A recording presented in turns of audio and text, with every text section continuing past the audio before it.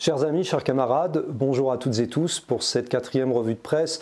Nous la réalisons exceptionnellement chez notre camarade et président du pôle de Renaissance communiste en France, Léon Landini. Et cette semaine a encore été émaillée d'un certain nombre d'éléments qui démontrent d'ailleurs plus que jamais que la lutte de classe, la lutte des classes est véritablement d'actualité. Davantage d'ailleurs que ce qui cherche à être promu par les médias dominants et notamment ce que Éric Zemmour défend comme étant la lutte des races. Une lutte des races qui, rappelons-le, historiquement était portée par exemple par l'un des théoriciens du nazisme, Alfred Rosenberg, dans son ouvrage de 1930, Le mythe du XXe siècle. Pourquoi je dis ceci d'abord? D'abord parce qu'effectivement nous avons eu comme élément d'actualité non négligeable ce pseudo-débat, encore une fois, hein, on adore faire représenter des prétendus matchs, des prétendues oppositions entre Éric Zemmour et l'ancien Premier ministre Manuel Valls. Le revoici, lui qui d'ailleurs avait bénéficié du soutien, ou qui avait plutôt appuyé même le parti Vox en Espagne, hein, puisque je rappelle que Valls, ce grand républicain, était devenu tout à coup un défenseur de la monarchie en Espagne. Eh bien CNews nous a proposé un nouveau pseudo-débat entre Éric Zemmour et Manuel Valls, qui d'ailleurs a été lamentable, pour s'opposer au délire véritable réactionnaire, fascisant d'Éric Zemmour. Éric Zemmour qui se lance dans une réhabilitation du maréchal Pétain depuis des années. Tiens, c'est marrant parce que ça rappelle quelque part notre cher Emmanuel Macron qui lui aussi passe son temps à réhabiliter Philippe Pétain et Charles Maurras. Et voilà que CNews continue une fois de plus de dérouler ce tapis brun à Éric Zemmour face à un Manuel Valls dont le niveau de culture proche du néant était incapable de faire face à ce tissu de mensonges et de calomnies qui était proféré par Zemmour. Comprenez bien que, selon Éric Zemmour, le maréchal Pétain, en réalité, protégeait les juifs français, aurait sauvé les juifs face à l'Allemagne nazie et ne se serait contenté que de déporter, bien sûr, les juifs étrangers. Bon, on a toujours droit à ces inepties depuis des années. Depuis notamment l'apparition du suicide français en 2014. Et ce qui est terrible, c'est que ces inepties sont débitées sans difficulté sur une chaîne qui est devenue la chaîne officielle de la fascisation. Une fascisation d'ailleurs qui progresse à grands pas, comme on l'a vu également ces derniers jours. Parce que dans le fond, et là aussi on en revient à cette question de lutte des races. À quoi assiste-t-on? Très clairement à un débat politique qui ne cesse de parler de l'islamo-gauchisme, des oppositions entre communautarisme, etc. Et il y a de quoi s'inquiéter lorsqu'on voit certaines évolutions. Ainsi, la semaine dernière, l'Action française était entrée de force au sein du Conseil régional, du Parlement du Conseil régional d'Occitanie. Nous utilisons les termes, bien sûr, de Conseil régional et d'Occitanie, quand bien même nous y sommes opposés, mais c'est une réalité concrète. Pourquoi? Parce que l'Action française accusait, par exemple, Carole Delga, la présidente de la région Occitanie, d'être favorable à l'islamo-gauchisme. Et nous avons pu assister à l'offensive menée par le réactionnaire Blanquer contre l'UNEF, frappé par un décret de dissolution. Pourquoi? Parce que soutien à l'islamo-gauchisme, là encore. Soyons bien clairs. L'UNEF a connu de véritables dérives, et ne serait-ce par exemple lorsqu'en mars 2020, nous avions vu des noms d'amphithéâtres rebaptisés avec des noms de femmes noires. Reste à savoir il faut savoir qu'on s'en fichait si elles étaient capitalistes ou communistes, puisqu'on retrouvait des noms comme Beyoncé ou Aya Nakamura. Donc on assiste véritablement, c'est vrai, à une dérive concernant le message politique de l'UNEF. Mais de là à tomber dans un décret de dissolution de l'UNEF pour faire contrepoids à la dissolution de Génération Identitaire, que dire si ce n'est que nous versons malheureusement dans cette fascisation, une fascisation que nous combattons. Et nous la combattons d'autant plus que nous voyons bien ce qui se cache derrière la fascisation. C'est la volonté de substituer à la lutte des classes, la seule qui existe véritablement, la lutte des races, celle qui est prônée par Éric Zemmour, par tous les identitaristes et tous les réactionnaires de la nouvelle droite d'Alain de Benoist et compagnie, celle qui ne cesse de parler d'identité tout le temps en essentialisant qui les juifs, qui les musulmans, qui les noirs, qui les arabes, qui les gaulois d'ailleurs, on pourrait en parler, et finalement pour détruire ce qui est véritablement l'élément communiste, à savoir le genre humain, parce que c'est ça nous que nous défendons, c'est l'international du genre humain. Et c'est pour cela que, plus que jamais, il est nécessaire de mener cette lutte contre ce combat même, contre cette prétendue lutte des races. De la même manière qu'il faut en finir avec la lutte des places. Et cette lutte des places qui d'ailleurs recoupe en réalité la lutte des classes. Et ici, nous pouvons faire référence à ce qui est en train de se passer dans le pays à l'heure actuelle au niveau de la situation sanitaire. Vous avez peut-être vu il y a quelques jours ce reportage édifiant qui était diffusé sur M6 où l'on voit à l'hôtel Vivienne dans le 2e arrondissement de Paris des dîners organisés clandestinement avec des repas à 500 €, comportant d'ailleurs des menus qui comportaient des noms de batailles remontant à l'époque de Napoléon Ier. Ainsi vous avez le menu Iéna par exemple. Eh bien on se retrouve dans une situation où dans le fond la bourgeoisie, la haute bourgeoisie, l'aristocratie s'amuse. S'amuse pendant que quoi? Eh bien pendant que le peuple de France, les classes populaires en particulier, sont sanctionnées lorsqu'elles osent par exemple se balader dans la rue en enlevant un tout petit peu le masque, osent se poser à 3 personnes sur la plage en ouvrant une bouteille de bière. Ça, c'est pas possible. En revanche, aller à l'hôtel Vivienne pour déguster des menus à 500 € sans masque, pendant que l'on explique, à raison d'ailleurs, qu'il faut appliquer des gestes barrières, etc., pour empêcher la diffusion du coronavirus, eh bien non, la haute bourgeoisie, elle peut s'amuser. Bien entendu, les autorités ne sont pas au courant. Que voulez-vous? Par contre, elles sont très rapidement au courant lorsqu'il s'agit de mener une justice de classe, de l'appliquer fermement vis-à-vis des classes populaires qui, elles, souffrent et au passage meurent, sont les principales victimes du coronavirus. Et pourquoi le sont-elles d'autant plus? Elles le sont d'autant plus que finalement, nous nous retrouvons dans une véritable politique de classe qui est menée par Macron et ses sbires. Rappelons quand même que ça fait plus d'1 an désormais que nous nous retrouvons dans cette situation invraisemblable. Le premier confinement pouvait se justifier à l'époque. Mais maintenant, que s'est-il passé pendant 1 an? Rien. Destruction continue des hôpitaux, absence de politique véritablement planifiée pour essayer d'éradiquer le coronavirus, et notamment par rapport à une politique vaccinale totalement inexistante. Et d'ailleurs, même l'OMS, l'Organisation mondiale de la santé, qui n'est pas exempte de tout reproche au demeurant, eh bien, affirme que l'Union européenne et ses pays membres sont très en retard dans la vaccination. Et c'est là où nous retrouvons d'ailleurs au passage la lutte des classes. Pourquoi? Parce que finalement, lorsque l'on regarde bien ce qui se passe à ce niveau, que constate-t-on? Eh bien que pendant que les pays qui sont dans le camp très clairement euro-capitaliste sont incapables de faire face au coronavirus, des pays comme Cuba socialiste, comme la Chine populaire ou même la Russie qui pourtant n'est pas communiste, eux arrivent justement à faire face au coronavirus à travers une stratégie vaccinale qui est adaptée. On se souvient que la semaine dernière, la revue Marianne avait notamment proposé comme titre « Cuba a le vaccin, la France a Jean Castex ». Je crois que cela résume parfaitement la situation dans laquelle nous sommes. Et dans le cas de Cuba, c'est édifiant de constater que les Cubains ont réussi à produire 4 vaccins malgré un blocus qui dure depuis 60 ans.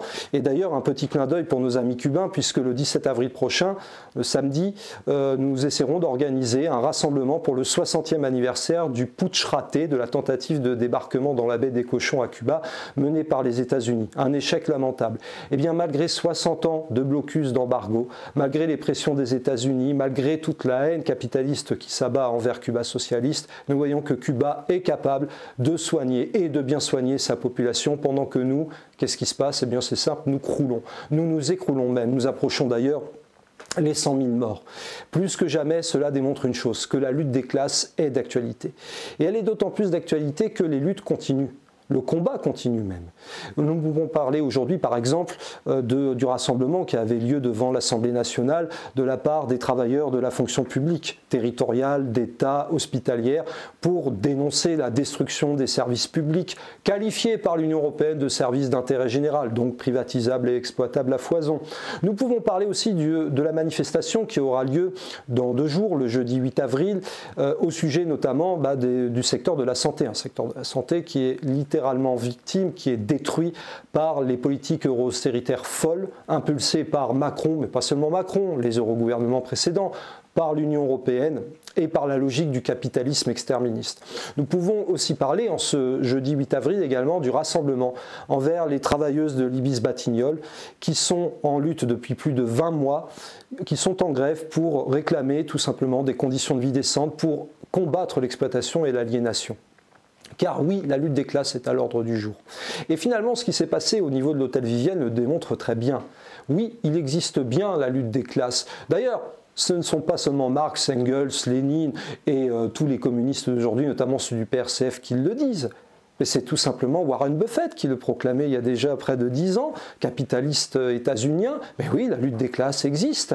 Et c'est ma classe à moi qui gagne, celle des capitalistes. Voilà ce qu'il disait. Et il a tout à fait raison.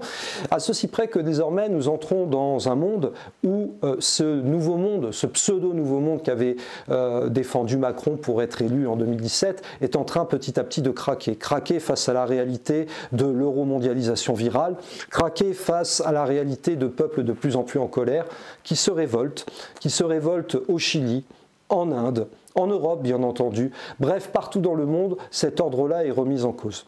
Et c'est pour cela que, plus que jamais, le PRCF mène cette lutte pour une alternative rouge tricolore.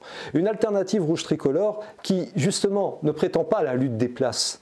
Parce qu'il ne s'agit pas seulement de présenter une candidature dite communiste, pour pouvoir espérer porter une vraie alternative pour le peuple de France et en particulier pour les travailleurs et les citoyens de ce pays qui en ont urgemment besoin. Non, non, non, il ne s'agit pas de proposer une candidature qui n'évoque pas, par exemple, la question de la sortie de l'Union européenne, de l'euro, des nationalisations démocratiquement contrôlées, de la planification, du fait d'en finir aussi avec l'OTAN qui menace la paix mondiale. Parce que là aussi, dans l'actualité, il faut bien voir que nous assistons à une offensive terrible, une offensive idéologique, en particulier envers la Chine populaire et envers la Russie. Et le nouveau président des États-Unis élu, Joe Biden, nous en avons déjà parlé, est en train de mener cette offensive tambour battant, en s'appuyant notamment sur l'OTAN, cet objet de malheur, l'OTAN, que nous combattons, dont nous voulons sortir à tout prix, parce qu'il est en train de mener le monde au bord du précipice. Plus que jamais, il est donc nécessaire de porter cette alternative rouge tricolore. Et pour cela, d'en finir aussi avec la lutte des places. Alors nous voyons bien que chaque candidat de la gauche établie essaye d'exister pour être candidat face au faux duel et vrai duo qui s'annonce en 2022 pour le second tour, qui est annoncé, et notamment par les médias fascisants, ce faux duel et vrai duo Macron-Le Pen. Eh bien nous voyons par exemple un Yannick Jadot qui essaye de créer une unité de la gauche. Nous voyons des tentatives d'unité de la gauche, derrière quoi? Mais derrière en réalité un programme qui sera eurocompatible, un programme qui ne s'attaquera pas aux véritables problèmes de ce pays et pas que de la France, parce qu'il faut signaler que tous les autres pays membres de l'Union européenne, la Grèce en a fait la mère expérience, l'Italie, l'Espagne, le Portugal, l'Irlande, la Belgique et tant d'autres souffrent de l'euro-austérité. Mais la France constitue probablement un pivot central, tout simplement parce qu'il existe en France un noyau révolutionnaire indéfectible et irréductible. Et ce noyau révolutionnaire continuera de vivre. Et c'est pour cela que nous portons cette alternative rouge tricolore face au faux duel et vrai duo dont on vient de parler.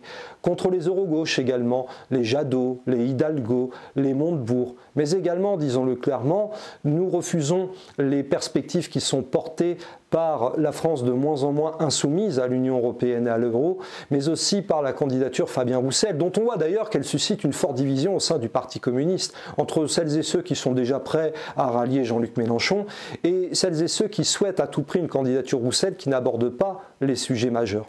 Plus que jamais, ce qui est important, c'est de proposer cette alternative rouge tricolore. Et pour cela, et c'est ce que font les militants du pôle de Renaissance communiste en France depuis des semaines, depuis des mois, eh bien, nous portons cette alternative rouge tricolore par des tractages, par des collages, par les luttes bien sûr auprès de tous les travailleurs qui se battent pour sauver leur emploi et pour changer de monde aussi, parce que là, ce n'est pas seulement la sauvegarde, c'est véritablement la révolution qui s'impose, une révolution à tout point de vue, notamment structurelle.